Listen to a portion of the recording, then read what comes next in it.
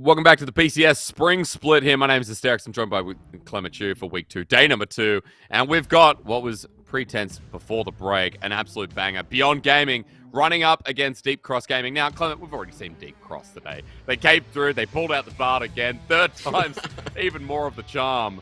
And going up against Beyond Gaming, it feels like a new opponent because it's going to be a much harder opponent than what Deep Cross started with earlier. Yeah, I'm going to come up with a bold prediction, but I feel like the shenanigans end now. I feel like Beyond Gaming is that type of a team to counter out what DCG have in store for them really well. Yep. Like, if you're talking about just roaming across the map and just punishing mages because you have a Tryndamere in mid lane, well, Minji is a very different player. He doesn't play mages himself. He plays with lots of assassins, and Husha is no pushover in that 2v2 role. And in the meantime, you also have Liang that has been just going first item, hull breaker the entire time. So if you look down the line, I feel like Beyond Gaming have the perfect counters to what DCG has been trying. Because as we're introducing Beyond Gaming, again, already seen DCG, we talked about them quite a lot in their strategies and how this team plays out. A strong identity for Beyond Gaming you were talking to me about was how they can play the 1-3-1, how this team has really strong side lanes. And coming through, feels like the perfect strategy to cut down on roaming early and moving out of lane so aggressively looking for an early game threshold. Yeah, I think you're going to see a lot of different contest points coming out from Beyond Gaming. Like we mentioned, the top lane is going to be one. The 2v2 is not going to be as easy. I think they're going to put up a lot more resistance compared to SM9. I'm sorry to bring that team about those guys up again, but I definitely think it's true here in Beyond Gaming's part. Yeah. And what I'm really looking for in this game is our Deep Cross Gaming going to pull out another Enchanter top laner, because I think Bard 100% is just going to get banned away. Nasty is way too good on it. I think even if he was just playing raw support, you would ban it. So not going to see that Bard, but is there something else that can run the same strategy?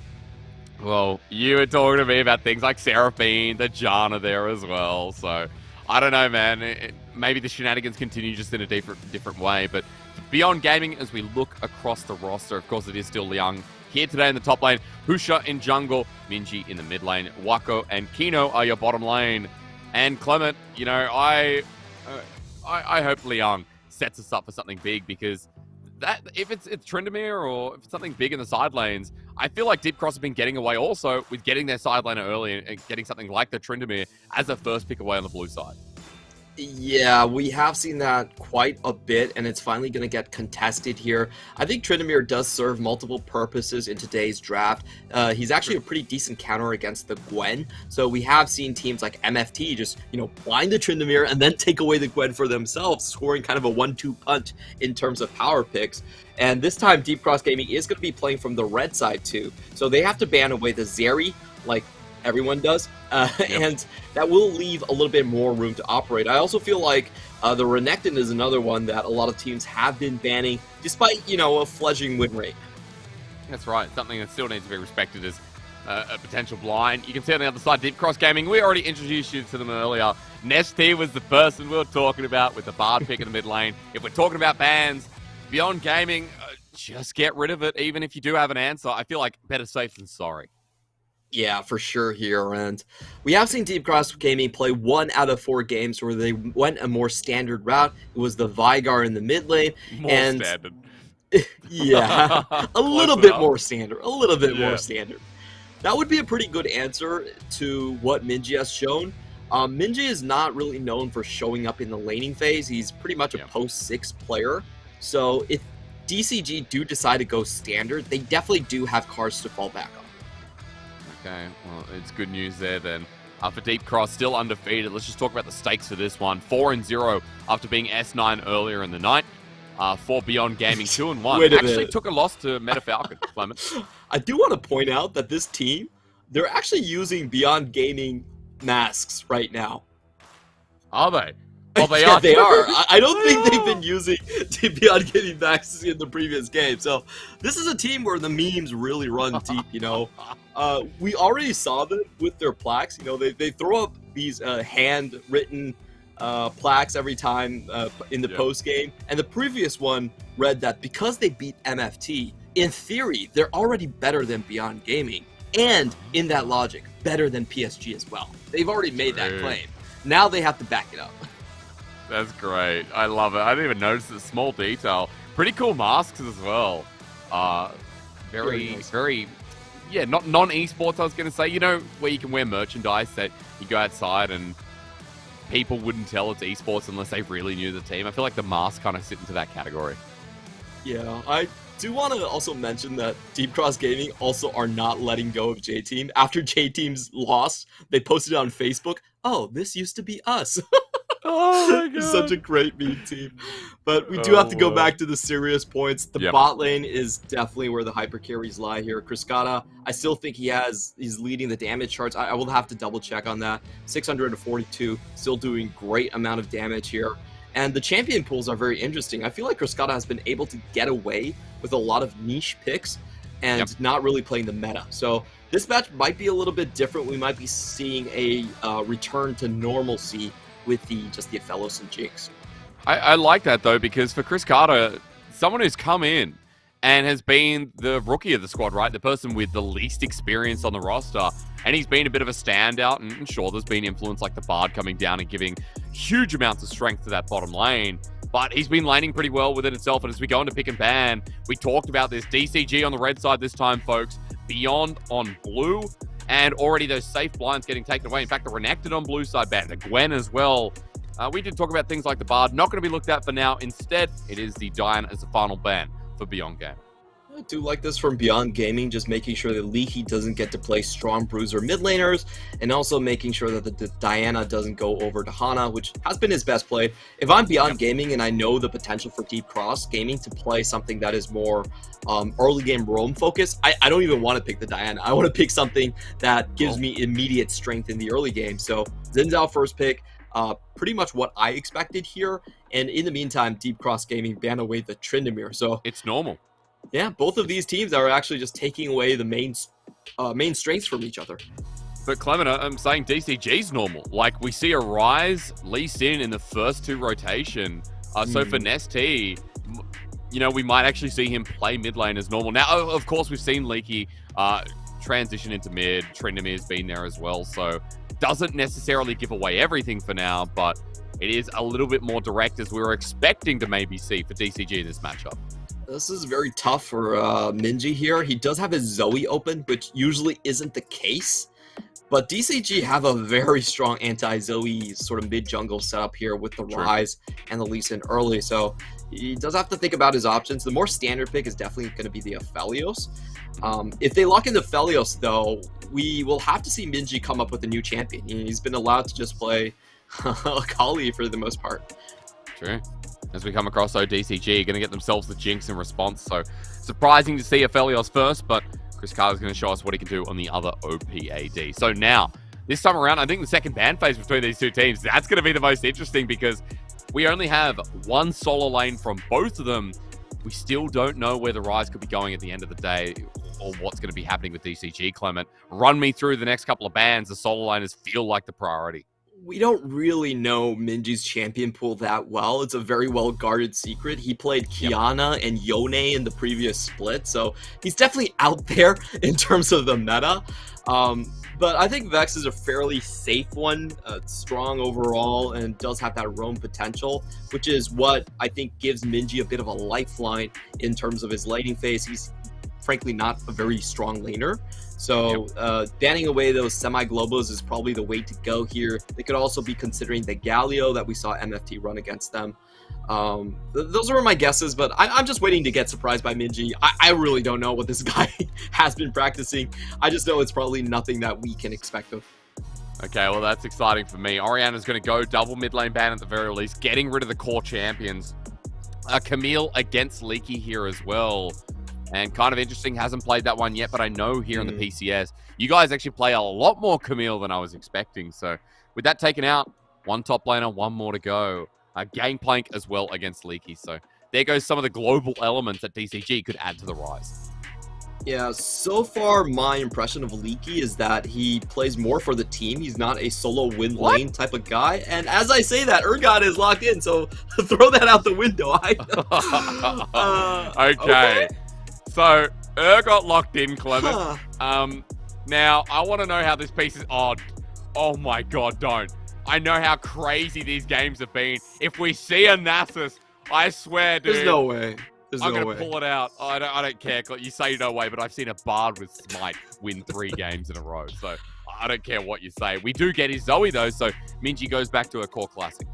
All right, so Beyond Gaming, interesting composition, but very weak in terms of the front line here. They do need just a straight-up tank support. Nautilus, always a good bet in that situation. I feel like this is somewhat standard for Beyond Gaming, a little less flanking potential than I would like, so very easy to read in terms of their engage patterns. They're basically banking on Minji landing a Sleepy Trouble bubble to lead the fights off. On the other hand, for DCG, I already favor their composition a little bit more. I feel like their engage options are open. They have good counter sniping potential with this Urgot from Leaky, and yeah, they can just kind of run you over with superior stats coming out from Ryze and Urgot. And I feel like as well, the Realm Warp to deliver an Urgot's going to be a lot of fun to watch too. It's not like the puppy we saw last game. There's a lot more options available. I like that you talk about running at the enemy team, because with Zoe, I always look at how much space she can create. And this time around, the answer could be hardly any. True. I don't think it's going to be easy for Beyond Gaming to kind of disengage from this one. And we have to think about their playstyle. They're typically the ones playing more bruisers and taking more hits first. I don't think they're as comfortable as playing more of a kite team composition. So DCG, in terms of the draft, it's really amazing. It's basically the Bard was left open and they just switched up. And I like, not relying on one strategy, but more importantly, I think as well, being able to be adaptable in the league against your opponent, or against Beyond Gaming, they don't want to take the same risk. More importantly as well, Clement, I think they're showing that they've got more cards up their sleeves. Like, even the Urgot, the niche pick that comes through. I was just looking at Deep Cross the champion pool, and for Leaky, we've seen a couple of Tryndamere, we've seen Gangplank, Renekton. Now Urgot's added into the mix. This team is truly the most fun to watch, and we're going to see if the plan comes into fruition, because here in the early game, Clement, I'm going to be asking you a lot of questions about how they get it off the ground once that Realm Warp's available and where they start sending the action. Yeah, the first things I'm looking on the map here is that we should see Beyond Gaming have a slight edge in terms of the mid jungle, at least for the early portions, pre-6 parts of the game. They should have dominating effect right there. And my biggest question about the early game is, how is Urgot going to function here? Urgot is a champion that actually auto-pushes lane quite easily. If you want to poke someone with your Q, if you get your passive off, which you can't control, you're going to shove that lane. And that just kind of invites Xin Zhao and Minji to pay you a visit. So I'm not exactly sure how these solo lanes and junglers really match up. I feel like that is something that I would be very worried about. Sometimes it's about composition and what you want to do as a 5-man, but other times you have to take a procedural view. How are you going to play at each stage of the game? And the early stage is the most important one. You have to survive that. Okay, so surviving it there for DCG. I like you bring it in. Thank you for giving me the roundup, especially with Zoe Xin Zhao. You make a great point in how strong it is as a 2v2. As we're about to go into our, what is it, third, fourth game of the night? Where are we? It's the third. It's only the third. We're not even at halfway point. Hey, that's okay with me, man, from what I've seen so far. Clement, it's been a banger. Tonight has been so good from start to, hopefully I can say that till finish. The drafts keep giving us something impressive. The games itself have been really entertaining. And again, this is why I was excited to come on board, because we've seen so many unique niche picks. And more importantly, draft strategies. I think it's been very innovative out of any league in the world. And man, I cast LPL. I think there's been more innovative drafts here that have been on a nice edge.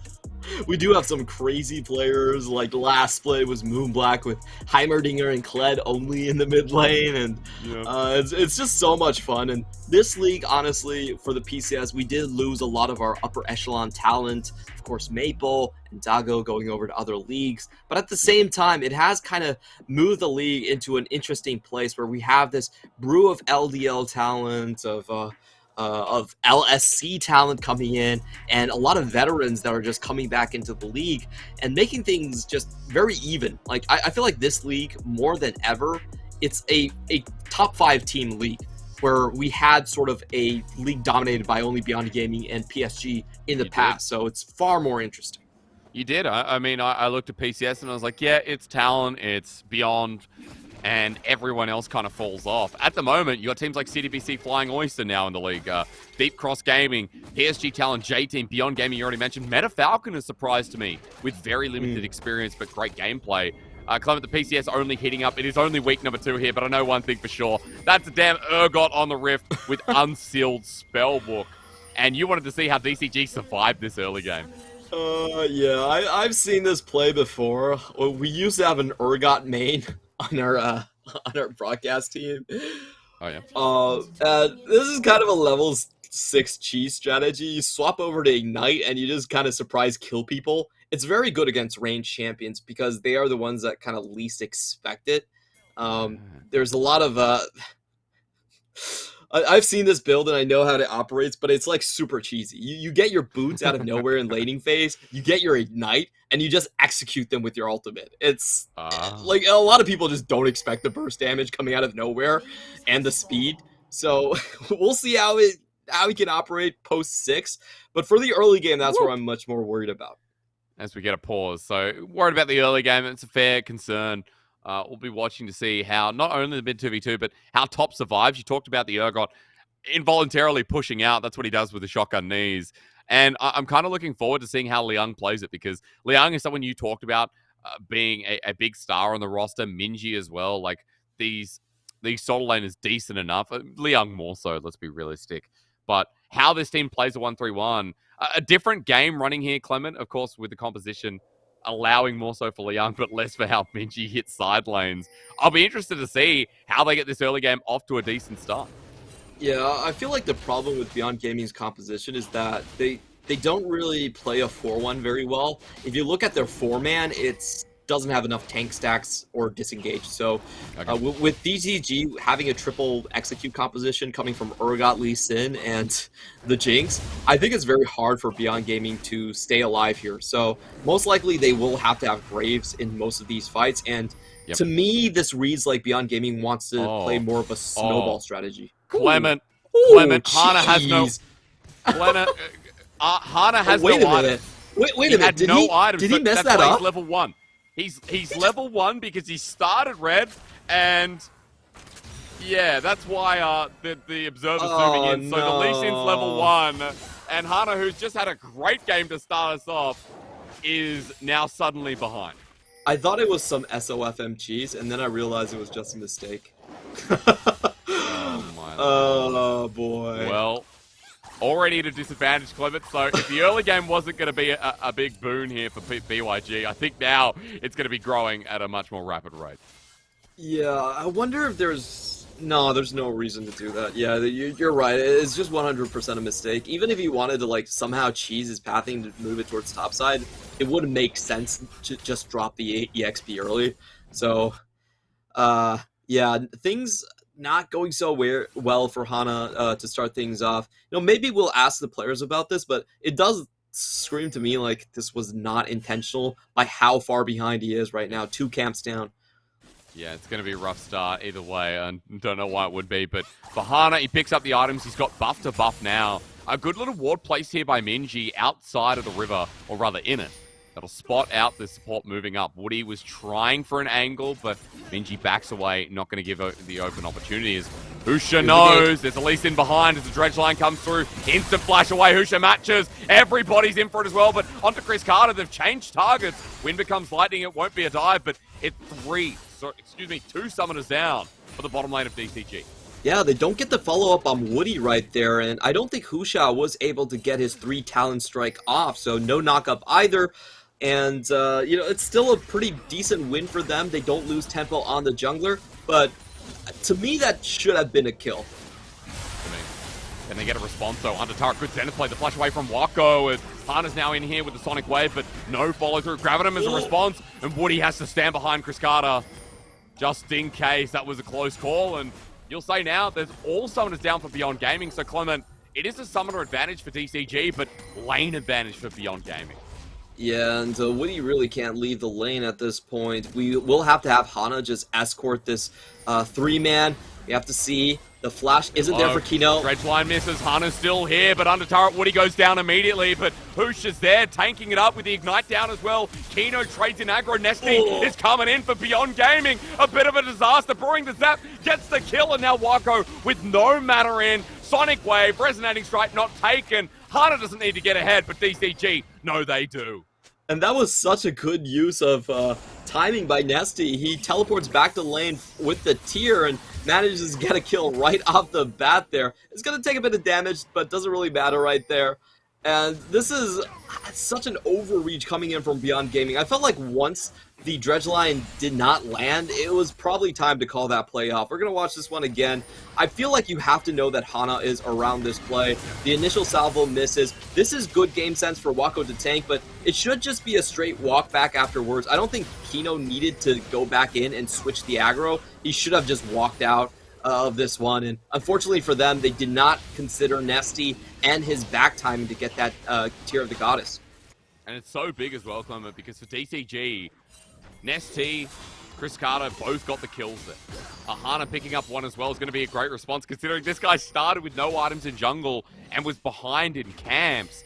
Still going to be that case as Husha goes back towards his top side, but the game order is right back where it started, even gold for a team that should be behind 500-600.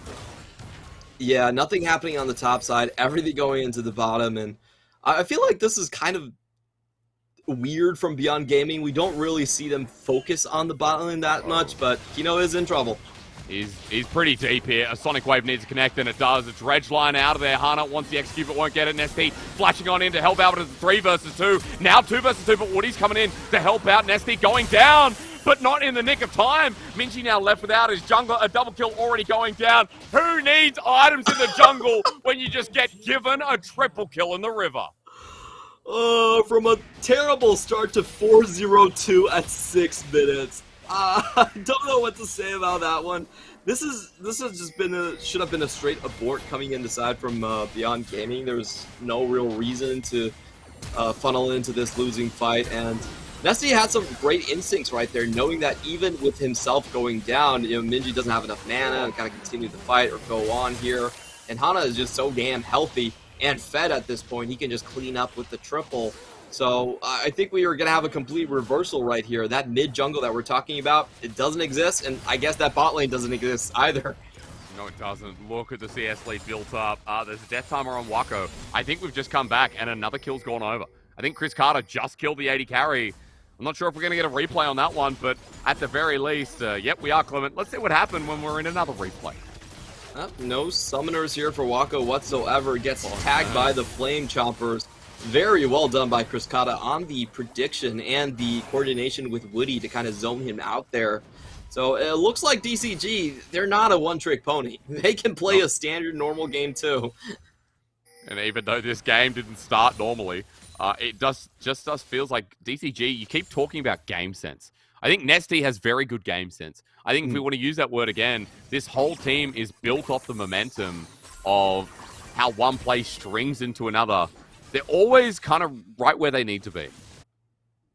Definitely, and we just saw Nesty give the thumbs up after a very weird paddle star being able to cross over the minions there. And this is what I was talking about. You can see Leaky level 7 switching over to the Ignite. This is your cheese Urgot pick. It's very difficult to play against. You don't really know the damage numbers that well. You rarely ever see an Urgot, so Leon is just going to take that opportunity to kind of back out. And it does seem like we are going to get a Hull Breaker on the Urgot as well. I think a very fitting item for him, as he's very clunky in a team fight, so he does much better trying to 1v2 on a side lane. Be nice to see Hullbreaker versus Hullbreaker up in that top lane then. Hana, before he gets it, going to pay a visit to top lane, but look at the Tri-Brush Ward. Not sure if that spotted him out, but Hana now going on top of the Rift Herald. Nesty at least spotted out on the roam up as the Realm Mob's coming through. Wooly there as well. Flashes on him for the Zenith Blade. Minji coming back after a portal jump, but Nesty's taking the damage. Ignite going down. Kino helps out. Hana now coming in as Kriskata gets a nice zap, but the play ends there. Woody's still in trouble. Portal jump again, but blocked by the minions. And DCG trying to get a response play, but Beyond Gaming finally get one back. This is why you always ban the Zoe against Minji. He's just way too clean on that play. Woody flashes in, but you can still negate the crowd control duration by using the portal jump. Really well played there by Minji to kind of get out of that crowd control for free, and even turns around the poke right onto Nesty. It was absolutely beautiful because that was a 2v4 that Minji was somehow able to turn into his own favor. And I will say as well, it's a 2v4 that built into another play, but Wako was able to have solo time with the turret, picked up 2 of his own bits of turret plating as well, now heading back on in, and he's going to be able to bridge some of that gold gap that we saw Chris Carter get with the early kills and the misstep that Wako made before. Yeah, really nicely done here, and I think this will give an opportunity for Minji to start shifting the roam priority over towards his own side. The Realm Warp isn't going to be available. Minji just died in... Nesty, excuse me, just died in lane, so it will open up some opportunities for Minji to make use of this lane that's being shoved in on the bottom side. They have the vision set up there already, and there's a lot of pressure going that direction. Just look at the gold lead quickly, Clement, as well. DCG only with a small amount, despite having 7 kills. You're just talking about Minji and what he can do with the lane pushing. He's also got about 20 CS in the lead as well, and his lane control's been pretty decent so far. Maybe an irrelevant point, because Hana's back down here. It's going to make it hard for Minji as Dragon gets started with a Rift Herald Lee Sin, who still has 4 kills. Doesn't matter what I'm saying and complimenting for Beyond Gaming. Hana still has 4 kills and is in jungle control. Yeah, there's no way Beyond Gaming can contest on that one. DCG has just been using these back timings really well from the opponent team. They know that Wako just went home after a big buy. And this is an interesting push here, a straight-up 3v3 with Minji roaming down. I don't think this timing is that good from DCG. ST does not have an unleashed teleport. He has to TP to a turret, but Realm Warp's not available. Zen has played in. Minji about to portal jump as well. Soulflare onto Hushin. He's taking no damage in the Crazy Guard. A 3-man Inferno Moonlight Vigil. That was just troll, Clement. I don't know what else to say. That was so weird because they clearly spotted Husha on the back as well. They used a sweeper on the Krugs, so they knew it was a straight-up 3v3. I'm not sure why DCG would stay and contest from that one. They also know that Minji is coming down on the lane. Leaky Flash, he wants the he still gets hits it onto Leon, gets a bit of damage, needs an order to come through. It times out, Leon survives, but he's got help from Nesty. Leon needs to go in the 1v2. Close call. Liang will go down thanks to Nesty, but look at the bottom lane. Beyond Gaming will be happy to sacrifice his life for first turret flush. Oh, the cheese crab works out at the very end with a little bit of help from Nesty there. You know, I think this does leave the bottom lane completely open, so Beyond Gaming are not going to be too sad overall about that play. They do wrestle the gold lead completely back into their favor with that huge shutdown onto Hana. And I feel like we're going into this game in a very even state right now. Neither of these teams at this point are really team fight focused, so it will still be about a lot of those crowd control chains coming in from both sides, either the Rune Prison or the Sleepy Trouble Bubble. You say even, but I'm kind of scared. There's a 2k gold lead from Beyond Gaming that came from the shutdown you talked about on Hana, and we now have Minji with a bounty. So as we look at this replay again, this is the bottom lane play that they knew Minji was coming down for this.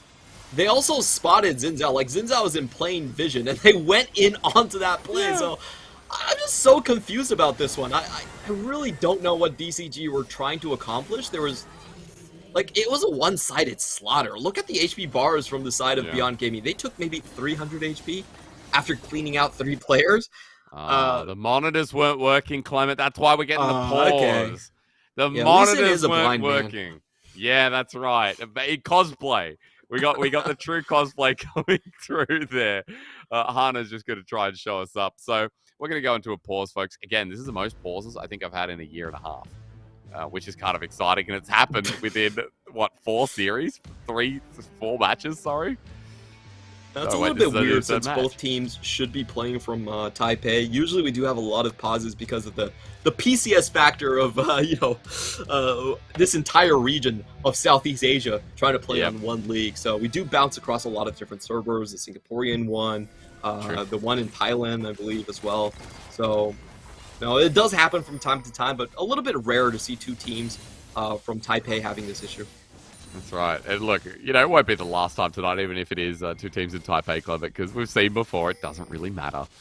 But pauses aside, we're back into the game. Beyond Gaming setting up for a potential dive in the top side. Minji's coming up here. And DCG have kept their bottom lane there. Look at that. Wow. Chris Carter doesn't even get to play. He's blown up a Husha. And as Nesty teleports in, I don't know, Beyond Gaming might just do it again. Yeah, I feel like just DCG got caught with their pants down. They overstayed on the dive in the bottom side. Didn't really happen. And now this top lane can't just continue to pressure here. We still have a 3v2 in the top, and they still have a lot of damage potential here. So overall, just a straight win for Beyond Gaming in this situation. Even though they lose a bot lane tower, I feel like the pressure that they've gained here is still quite overwhelming, and Criscata is being put behind further and further. When he found that kill before, when they had such a big lead, I don't know if I curse them or what, Clement. We're talking about great game sense from DCG, but they're just either not seeing these dives coming or just not respecting that they're outnumbered or out-damaged. Yeah, I think if you're playing a weak side top lane, you really can't afford to go for these sort of chancy 2v1s in the bottom side. The much better play would have Hana into the top side and just kind of playing guard duty instead of going for the opportunistic pick in the bottom side. You know, you can see Leon was very happy to just kind of give over the tower regardless. So we are getting ourselves back into a little bit of a reset. There was a lot of plates going over to DCG, but this is where we really see how either composition shines. I feel like this fight is going to be extremely quick. DCG have a ton of executes, while on the meantime, Beyond Gaming are relying on that burst damage from the Zoe. So it really is kind of a first strike situation. Whoever can land that critical crowd control first will likely take away the game.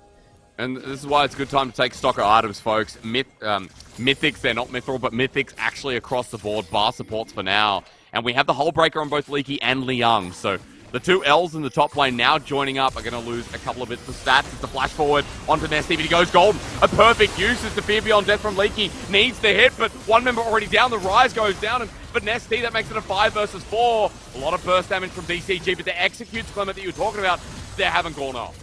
Yeah, the flash in from Nesty, I think, was a little bit premature on that one. They also burned Leona's engage, so they don't really have a lot of good opportunities to attack Beyond Gaming anymore, and they just have to withstand the poke from Minji. Minji really had all of that planned out quite well, you know, just going in there, and now he lands a Sleepy Trouble Bubble to force Leaky away from his tower. You talked about his Zoe. It has been clinical here. Once again, Minji setting up a play, and because of that, Beyond Gaming is going to be moving to their first dragon of the game. We get ourselves an Infernal Assault. So one apiece. DCG picked up one earlier, while Hana is just on top of this Rift Herald, while the rest of Beyond Gaming are going to back away. So it just feels like every time we see a fight, Clement, every time we see a trade, Beyond Gaming are getting more and more. It feels favored in their court, and again, I want to come back to what you said. If the executes don't go off, the time and space that Beyond Gaming have is instrumental. Definitely. I feel like DCG, they have to rely a little bit more on Woody to find these engages. Seeing Rises run to their deaths has been a trend today, but it's not a trend I like seeing. I don't think it makes a whole lot of sense for it to be happening. Good find here by DCG, taking away a straight tower. This should be relatively safe. I don't expect them to be... Okay, wait a minute. Yeah, you're going to have to wait. Safeguard or not, Minji comes in at half HP. A dredge line to stop the Realm Warp. Beautiful stuff from Kino. Nesty is going to be isolated, and as he gets drawn around, Beyond Gaming will finish the deal. Minji again landing every single thing. Yeah, I feel like Lee Sin could have gotten out of that situation a little bit sooner. As a jungler, you can just drop the Herald and go. Like, you'll still get the gold there, right. But unfortunately they overstayed. Minji with another great find, like you were mentioning, and just another big kill out of nowhere. Yeah, I don't think that really needed to happen, and it will give quite a decent tempo swing for Beyond Gaming here. I don't think a lot of the things from DCG needed to happen in this game, Clement. True. That bot lane was such a head-scratcher. That was egregious. The fact that, I don't know, I still can't get past it. After there had been so much good return on the investment that Hana started off jungle slow, he invested his time down bottom lane, gave a kill over to Nesty and Chris Carter, and both of those carries have been getting caught out or been the sum of their parts, in which the total sum has just been failure. Kino dodging away from the Zenith Blade. Leaky actually exhausted out. Depth charge on him as well. End of the line it might be. And here's Husha on the backside. Collateral damage lines true as Wako's ultimate with the Moonlight Vigil hits short. Hana flashes over the wall in the end. Trouble Bubble lands from downtown Minji with another flash as well, but he won't burn it. And DCG walking into the bear pit, Clement. That's free honey. Yeah, that was kind of weird to see because you could tell that Woody was the one that wanted to start that fight off, and Kino just realizes, wait a minute, we actually have the numbers advantage here. What are you guys doing? And just turns it around onto Leaky immediately. So DCG just, their fight selection this game has been, I think it's been a little bit off. They're just not, you know, accounting all the members here. If you look at the map, really, Nesty is nowhere near this fight. While you have everyone already collapsing on the spot, so Beyond Gaming have a much better read here. The teleport time still takes quite a while to reach its destination. Leaky is dead right off the bat, no execution time, whatever. They don't even need the Moonlight Vigil, and they're just forcing flashes away, so once again, it just feels like, you know, they were bringing a 4-man party into a 5-man death trap. Oh, it's sad to watch, but also great to see from Beyond Gaming. Pulling the pieces apart from DCG, kind of exposing a bit of a weakness here, Clement. After the games we've seen from them so far, their early games have been pretty routine, have been pretty explosive with the roaming support. But even in the Veigar game as well, right, we saw Heimerdinger neutralize bot. This time around, in a more standard draft, you'd call it, DCG, their decision-making has kind of been kaput as Beyond Gaming has started testing. Yeah, when you don't get the extra member by running Smite top, I feel like DCG, this is the problem when you only train one strategy, or not only, but when you go too deep into one strategy, it starts seeping over into all of your other games. You start thinking like you have that extra member in all of your skirmishes. True. And unfortunately, that's just not the case. You know, this is why I said from a coaching perspective, it's really difficult for teams to over-invest too much into niche strategies because you can't pull it out of you when you want to. That's right. And for DCG, costing them dearly here in their second game of the day. 4-0, but not sure if that's going to hold true with Beyond Gaming really testing their limits now. We're going to take stock of the game here, Clement, because 35 seconds until that third dragon spawns up. Ocean Souls on the Rift, so it's a big one. We've got second items coming through from 4 members of Beyond Gaming. Zonya's second here for Minji, but I've noticed the LDRs actually come through from Wako to start tearing through Leaky, Nesty with the Rise tank build, and even Woody on the Leona. Yeah, this is a build definitely set up more for the late game team fight compared to something like the Executioner. And, you know, we're getting a view of the items here. On that point, we also have the Even Shroud coming out from Kino, an item we haven't seen. Oh, Kick. Hana? Oh, Hana's kick, not great, and asleep at the wheel. Woody shouldn't be driving. Depth charge, and meanwhile, the passengers are feeling the heat. A nice little trouble bubble again from downtown. The dredge line short, but Liang waiting for Leaky to wake up. Beyond Gaming with another pick, and I don't know what to say at this point, Clement. DCG just flopping all over the place. Yeah, that was another instance of DCG engaging when they were 4v5. So once Kino just turns around and pops the Aftershock, he's completely fine. Look at this. I mean, I don't think Hana should have blocked that. The least it's not even as tanky as Leaky. There's a 3-level difference, and Minji's doing what he pleases while Liang gets the dragon. Excuse me, it wasn't Ocean Soul. It's actually Infernal Soul, so I think at one point, we were saying that, Beyond Gaming are just out of this game. I'm ready to say the same thing again in reverse. Yeah, it's been a very weird turn of events all over the... I'm just not sure why Deep Cross Gaming keep on engaging when they don't have Nesty present. And, you know, they really had split target focus as well. Like, they were going for the support at the same time. This will work a lot better, though. Okay, yeah, it is a lot better. There's 4 members on one target. The Crescent Guard not going to save the life, but Minji's still here. And as Woody goes to sleep, Wako tries to clean it up, but DCG now with a fight as Minji tagged out by Nasty, and I like this a lot more, Clement. Nesty, excuse me, gets a double kill as Liang's in off the wing. Woody getting targeted out as well. Minji burning down, but he's gold with the Zonya's Hourglass. Hana now off to the wingers. There we go! Snipe down from Cascada, and the fight goes forward. DCG, we're out of it before us. Fear Beyond Death misses only just onto Wako. And Clement, we were dissing them. They hurt us.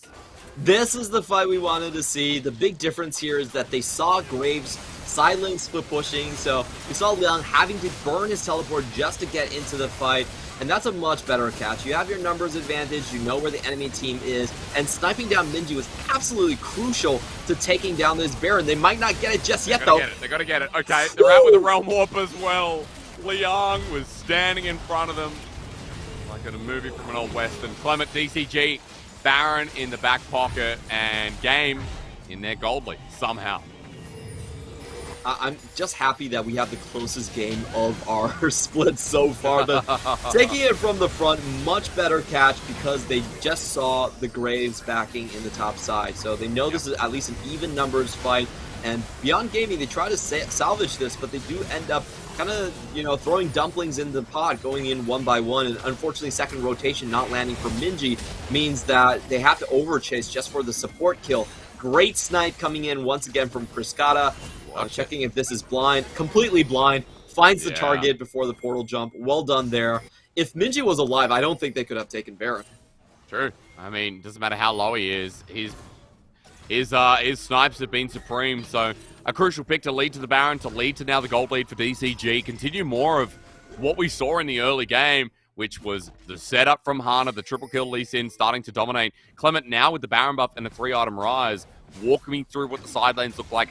Walk me through how the Baron play plays out here, especially with Urgot on the side as well. To me, it just feels like DCG just want to group up for objectives, and they want to play this brawly style where they can always threaten with Realm Warp into your backline, make sure you can't escape with the fight. It's going to be very difficult for Beyond Gaming. They only have one source of poke on their team, and typically that's not enough to dissuade someone from just camping onto the objective. So I feel like right now DCG have multiple ways to finish off this game.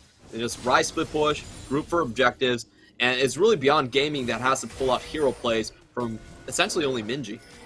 Hard again with the Baron wave in front of them. Look at Woody. Solar Flare dodged away from by Wako. Gale Force as well. That was smooth.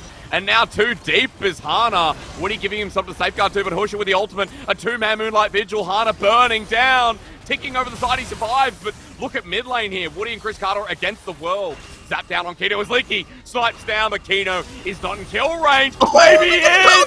What a combo out! Leaky with the snipe down is successful in the end.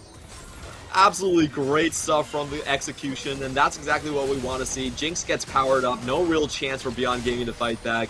Great stuff from Wako, but I think it was interference by Nesty onto Minji that really saved that fight. If Zoe was there, and with that amount of summoners, it probably would have been very bad news. The fight's not over yet. 1 versus 4. The rest of the team behind him, though. He's bought time with the disdain as well. Realm Warp was just a fake out. Slowed down with the Everfrost as well. Look at where Hana is. Look at where Hana is. Clement the kick. Backwards as well onto the jungler. Husha targeted down with the Crescent Guard. DCG blown up themselves though as Hana is burning down. The red buff doing work, but Chris Carter going forward. Clement, we said it was going to be a banger, and this game's delivering to be so.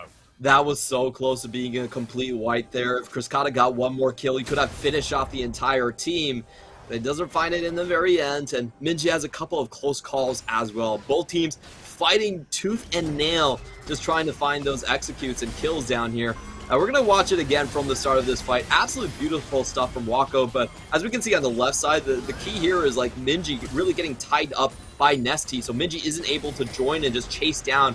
I believe there had to be some summoners being expended here, so if Minji got in there, it could have been a massacre. Oh, just so sweet. Good. I just love the little combo. It's simple, but the timing there, and that's kind of what we talked about with the coordination, despite the mid-game we saw from DCG, Clement. They're kind of back on top. We are seeing the power that has led this team to a 4-0 start of the split. Yeah, and right now DCG are riding on a huge high from Kriskata. He has that Infinity Edge complete, extra crit damage coming out. Compared to only the 2 items from Aphelios, he's still struggling, as you can tell in the gold, about 1k behind here. This is going to be a difficult defend for DCG. Again, all eyes on Minji. But also Chris Carter's response there in Q form. You can see that Minji's starting to take a response piece of damage. Every time he portal jumps in, Clement, DCG now waiting there a little bit more patient than before. Leaky sitting around in the bottom lane by himself, trying to get Hullbreaker passive, but as Chris Carter moves in, they're grouped up like you wanted to see them, with Nesty on the other side with Realm Warp and Teleport available. Yeah, I don't think Hana actually has a good target to kick back. Wako still has both of his summoners up, so it's just about the threat and clearing the wave. It does look like Beyond Gaming actually find a timing to even reset this. Okay. Even Leaky thinking about doing the same. We get another pause. That's Super PogChamp I just noticed Leaky has he has cleanse and barrier, so we're looking forward to see that in action as well. I don't know what you make of this game so far, but DCG absolutely floundered their lead earlier on. And then Beyond Gaming walked in and kind of did something similar. And we're at a pretty even point with DCG starting to take down turrets and build themselves up a gold lead from the Baron. Beyond Gaming have just never been a team to walk away from fights. I think that's been their main flaw over the couple of splits that we've seen them in. And this is really an experimental roster for them. I don't think we've ever seen them really play a poke composition. They're much more about 1-3-1 flank engages or just running these kind of brawler-esque comps. Now they have the tables turned against them, and I'm not sure they know how to deal with this situation. Like, they need to draw out these fights, allow Minji to get the damage in. But at the same time, I feel like DCG are at the point where they're tanky enough to take a lot of these hits on different members. If you just land Paddlestar into Lee Sin or Leaky, it really doesn't affect their game plan, and they will continue to just bulldoze your towers. Yeah, and that's why, again, in this game, we didn't talk much about the tank Rise build that we've seen most of the time, but it feels more effective in this game now that we see the Force of Nature just complete as the 4th item for Nestea at the 28-minute mark. The key thing about this tank Rise build is you really want a composition that just wants to go in all the time. So pairing it with bruisers like Leaky and with Leona, I feel like is a much better fit. We have seen a lot of like tank Rises and the rest of the teams trying to play keep away that to me just feels like kind of a waste. But in this time when you're going face first and trying to use Realm Warp to maximum efficiency, it makes a lot more sense. That's why, again, it's going to be hard here. You were talking about Minji, and I love the points you bring up. Target to hit have to be pretty good, and the fights have to go for a hell of a long time for him to whittle away at that front line or even try and find an angle on Chris Carter. Beyond Gaming have gone in deep to try and get some vision away, but DCG are pretty comfortable right now. They've got a control ward right there on the other side of the red wall. Deep ward from Beyond Gaming that's going to spot out what they need to know at the red buff. But still, Baron is secure, and Nestea is pushing down on the bottom side. So I feel like Beyond Gaming, Clement, are getting stretched pretty thin here. Yeah, a lot of their, I think, picks are starting to just descale in this situation. Both the Graves and Zoe not as impactful into the late game further on. Right now, I feel like DCG, if they just target down Wako, they take away the sustained damage, and they are safe to do whatever they want with the remaining members. Does have Infinity Edge, I want to point out. We're talking about items before. 3 versus 3.5 here with the Vampiric Scepter from Chris Carter. So some of that poke as well, less impactful on the AD carry if Chris Carter doesn't get 100-0. There's a lot of different ways that DCG can play this. You know, focusing on Wako is one, but another just easier way is just kind of kill Busha at this point. He is not tanky enough with only 2.5 items against a 3.5 item AD carry, and everyone just piling damage onto him. So the key thing is DCG, they just get an execute. Chris Kata gets excited. He has sustain to go through the fight. He has, you know, a ways to drop aggro with the stopwatch. They should be able to finish things off quite easily here. It's just about making sure they don't pick fights like a 4v5. That has been the main issue for DCG. Like when they have been in the lead multiple times, they just go like, let's chance a 4v5. Let's see what happens. If they don't do that, I feel like they have a pretty good grasp on the game. Okay, that's something easy for me to understand. 45 seconds till Dragon, folks. Beyond Gaming haven't done their due diligence. Sitting on a ward. Now, if DCG were here, I feel like the game would be over. There'd be a huge engage. Everyone would be jumping into the brush, and Beyond Gaming would be kicking themselves. Yeah, all they have to do for DCG, don't engage 4v5 and don't bunch up. Like, we do have Infernum on Wako, so there's still potential for him to completely team wipe. But as long as you keep your carries away from your front line, you should be fine right here. Minji poke at this point is barely a concern. You know, he's still reaching for that, item name kind of escapes me. Yeah, Horizon Focus at the moment, and he's still way too far from being a real threat. Well, Soulflare comes out. They've got the 80 carry onto Wako. Again, the kick goes backwards, but sends him out of the fight. Instead, Kino's the one dying. Is right in the middle. Again, not tanky enough, you said, Clement. Well, Husha's dead as Wako tries to run in to bring it back. Low health bars on DCG. But Beyond Gaming left without a prayer. Nestea flashing over the wall as a portal jump buys time all you can do is buy a prayer. Liang is running for the hills, and ladies and gentlemen, just like that, DCG are going to run right into the base. Sonic Wave resonating strike. Hana almost kills him in his tracks, but DCG don't have to worry about him anyway. Way too easy of an engage coming in from DCG here, as we have Wako, the one being focused down on. He has to burn his summoners at the start of the fight, but we don't have a clear wipe just yet. Still 32 minutes into the game. Chase down did take a while. They should be able to pick up the Baron. But again, I feel like this is a situation where Beyond Gaming don't realize how much danger they're in. DCG can easily take the fight with their much beefier front line. And they have no vision on the left side. Wako's still walking up like that in front of enemy team members. This to me is just kind of a lack of understanding of what the terms are in this fight right now. So very easy fight by DCG. Great world morph from Nesty to go into the back line and just limit what Minji can do. All around, simple, effective play. Yeah, it really was. Nesty finishing up the final kill. In the replay, you saw Baron was contested there, but Leaky was the only one who had to burn the flash. Baron secured on all members. As Beyond Gaming at least going to be getting this Soul Point Dragon, which is a decent deal, but DCG Clement just have so much gold in their pocket, I don't think there's going to be another one. Yeah, I feel like DCG can kind of just A-click into the base at this point. Just try to take advantage of the fact that Beyond Gaming has no sums. So if you want to execute, you've got to execute. It's so easy to pull that off. I wanted to say execute, but I realized that execute doesn't mean the same thing. But yeah, we'll see. This is just, come on, DCG, just walk into the base. There's no chance. That's level 18 Urgot. You're right, there's no chance he has Ghost. I'm assuming that TP might change into something else depending on how the situation goes. Chris Carter hit though. Big mistake, Realm Warp to get him out of there. And away he goes. Kino not going to get the dredge line in time. And you know what, Clement? The way Beyond Gaming come back into this game is a DCG misstep. I didn't expect that. There was one member that was susceptible to that sort of damage, and somehow Minji is able to find him through a minion wave. Pretty impressive stuff coming in for him. DCG still going in for round 2, though. Yeah, Minji still the person to watch, even though we talked about him 3 levels behind at this point as well, but doing a pretty good job if you can get Chris Carter. But DCG back onto the inhibitor round 2, net success. 2 inhibitors dropping down, speaking of, with the minion wave coming in. Beyond Gaming on their last legs here in this game. About to go 2-2 if DCG have their way. Staying undefeated in the league, Clement, after what has been a roller coaster of emotions this game. Would be one hell of a way to finish it off.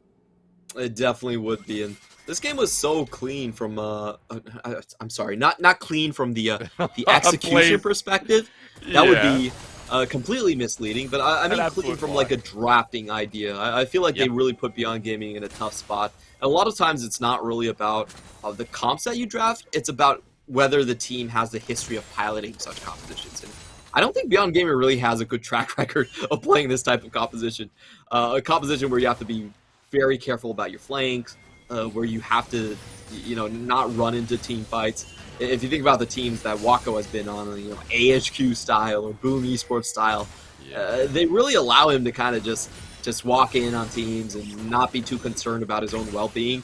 This is not one of those team fight compositions. And Leaky already shining the white flag here. He knows it's, we have a famous saying here, it's how to lose in Chinese. So I feel like that's what DCG are just throwing at Beyond Gaming. They don't really see a possibility of them dropping out of this one. It's so funny to me, Leaky was flexing that in the lane before when DCG started throwing all over the place. So the dichotomy of this team, apparently. Clement, they start the bridge into the base once again. Look at the minion wave crashing in. Liang has to deal with it while Minji's trying once more. But as the snooze comes through to Nesty, he definitely doesn't lose. This will continue happening, guys. Just look at the wave coming through. Eventually whittling down Beyond Gaming. Something's got to break. DCG are like, well, maybe we're just going to go back. Okay, nothing breaks. Forget what I said. It's going to be a slower game than I thought. Yeah, this is... I feel like this is kind of a weird timing for DCG. They are building up critical items like the GA, but to me it feels like they could have used those 2 waves of super minions to try to get a little bit more out of the bot lane. They decided to play it ultra safe, which I respect, but it does give Wako a little bit more time to get critical items as well, as you do see Wako has been, keeping up with the pace of Triskata in terms of his items, and that really is the only saving grace with Beyond Gaming, is that they have 200 years on their side. There's no telling what one Infernum can do to a team. That's right. Clement, sorry, I got a little bit sidetracked. I noticed that the CTBC bank had the card with Yuumi on it. Now, I hate Yuumi. But I realize I think there's one in Australia, so I'm kind of keen to, I'm kind of keen to get one. Minji looking for a Sleepy Trouble Bubble again. And bringing my eyes back on this game, the one thing we're going to look towards Beyond Gaming, if they can steal themselves a dragon, Infernal wouldn't change the whole pace of the game, but would give you so much for the Zoe, who's now 3.5 items, and is heading towards that Void Star 4th. Clement, 30 seconds till that spawns. DCG are going to try and bait them and lure them into the Visionless Rush. I don't think Beyond Gaming is going to bite here. DCG only sitting on 2 Drakes, so they're pretty much banking that Minji wants to try a steal and get that Infernal Soul, but even with Infernal Soul, I don't think Beyond Gaming actually has a winning, gets their chances up to a winning side yet, so I really don't see Beyond Gaming venturing outwards. As I say that, Kino just walks forward. Benches outwards? Well, Dragon's just going to be sold by Nesty in the meantime. They're going up towards Baron. That's in 20 seconds. The base completely undefended, though, and the bottom wave will be pushing in. Now, Leaky's not attending to that for now. It's just Liang, but he has a teleport as well. So, Dragon that leads the Soul Point. DCG moving up to Baron. Wards were dropped down.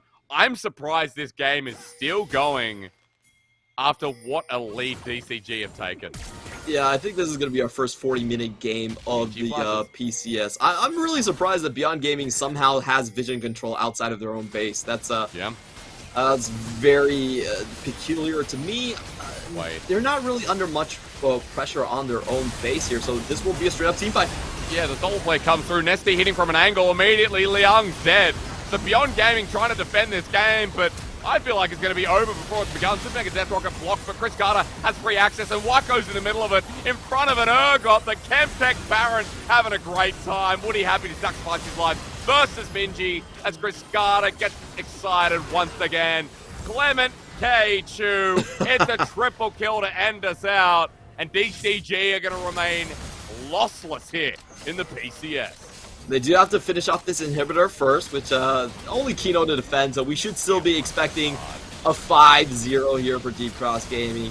Very easy to brush off that final team fight. Graves ends up being the one face-checking. They kill him off, and unfortunately for Wako, he completely whiffs the Moonlight Vigil, so none of that Infernum damage coming out to potentially save the team fight, and wow, Nesty is absolutely ecstatic here. This man has been dropped from the Premier League. He's pointing at the mask. He's pointing at the mask. Oh, they're all pointing at the mask. They have gone beyond gaming. Yeah, they have. It's such fun, BM. I love it. Absolutely love it. Yeah, keep pointing towards the masks. They earned that win, though, Clement. Let's be real. From what was a bit of a messy, late early game you'd call it, where Hana gets a triple kill, it looks like it should be over in clean fashion. Deep Cross Gaming, they do throw it away. Beyond Gaming got back in the game and felt like they could regain some of their control, but we got towards a couple of those key fights around neutrals. I can't remember what fight actually defined it in the end. Yeah, I feel like it was the catch on the left side of mid lane tower, but first we should look at this fight. Moonlight Vigil doesn't land, and then you have a great play from Hana to kick the Thelios, the only source of damage, out towards the top side. They finish off with that kill and get excited with the extra attack speed. Easy wipe of this team. So, to me, Beyond Gaming actually had a pretty strong lead in the early game after they got that 3-man pick and the shutdown onto Hana. But the fight selection afterwards was a little bit suspect. They could have just let Husha die there. Nothing would have really mattered. Then they just kind of scaled the late game without Ninja having a sizable lead and being down. I think he was like 1.5 item versus Nesty at some point where he was already 3 items. So there was not much that this Ninja Zoe could do. Which didn't make sense, right? Because Minji found himself ahead, had a bounty on his head, had about a 30 CS lane differential in his favor. Nesty was kind of forced out of the game a bit after going 2-4 through all of his attempts at bot, through the weird 3v3. I don't know what you want to call it in the end. Oh, sorry, well, he wasn't involved in 3v3. He was late to it. But there's a lot to break down in that game with how mid could have been more successful. I think we could also break down how jungle was very pivotal in that game. From Hannah getting called out to Husha caught out on the top side next to River. There was core moments that kind of broke it apart. This game is so hard to digest for me because we started with a jungler forgetting to buy his items and taking his red buff and then realizing he's only level 1. So it was a weird one. I think overall, like the general outline of this game is Beyond Gaming, they drafted for a comp that should be spiking very hard early with the Graves, with the Zoe, and with the Xin Zhao. And the later the game went, I think the less firepower they acquired. Well, on the enemy team, they continued to scale up with the Rise, the Jinx was going, and I think there was more of a theme on DCG. They had a very clear idea of they wanted to execute and then snowball these brawling team fights and just run everything forward. While on the side of Beyond Gaming, I think their game plan with the picks that they drafted was much more laning centric. It was hard to see what their 5v5 was supposed to accomplish. They only have one source of poke, so it's not really a poke composition. They don't really have any front line out of Husha, so it's not really a you can go forward composition. So I think they were just kind of caught in a weird place without a clear direction. Where if they weren't getting picks, then what were they doing? Good point. I think for Beyond Gaming, back to the drawing board a little bit there, where we didn't see it as strong as side laning from Liang that we've talked about. You mentioned how this composition, or rather these players, this team, organization, whatever you want to call it, in the past has been a team that has hovered towards 1-3-1, that has been a stronger 1-3-1 in the league. But this time around, it was all about how picks they could get with Minji. They start falling off, they get picked out themselves, and it all goes downhill. Look at the gold graph. A beautiful thing to see is even the damage graph tells a story of Cascada Unleashed again. Yeah, it was definitely a very fun game. Cascada definitely deserves all of the praise here. Bottom line for me is, honestly, Beyond Gaming, if Minji only plays 2 champions, then you better have 2 comps to play along with him. We already knew the limitations of Minji coming into the split. He plays very far outside the meta, only has a few champions. He's essentially a West or kind of like a Dade player.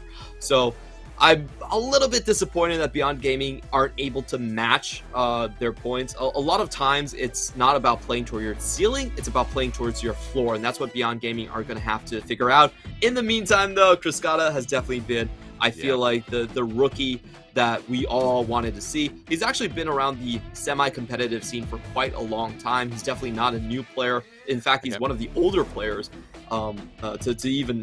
just even on his team. But he is definitely showcasing that, hey, he has the potential to come back here, and I feel like he's being given a second breath of air to crack this competitive scene open. Yeah, at least, moving more to premier regions, right? Or you would call it like mid regions like PCS, where spots at Worlds, he's in a very great position to set himself up in a league that has been known for its 80 carries for the past couple of years.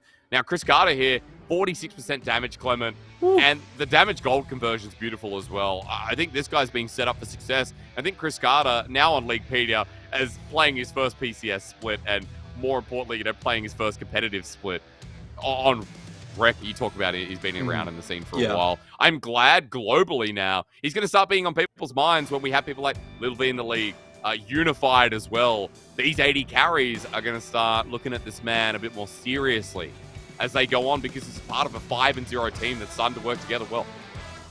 Yeah, definitely. I feel like people have to realize that DCG is actually getting the majority of their damage from their bottom lane, and they're going to be very, very bot lane centric. That is the core. It's not the smite top, it's the bot lane focus. 5-0, Clement, a great way to end out. But ladies and gentlemen, we're going to go to a break. When we return, it's Impunity versus Meta Falcon team. It's Taco versus Taco, Clement.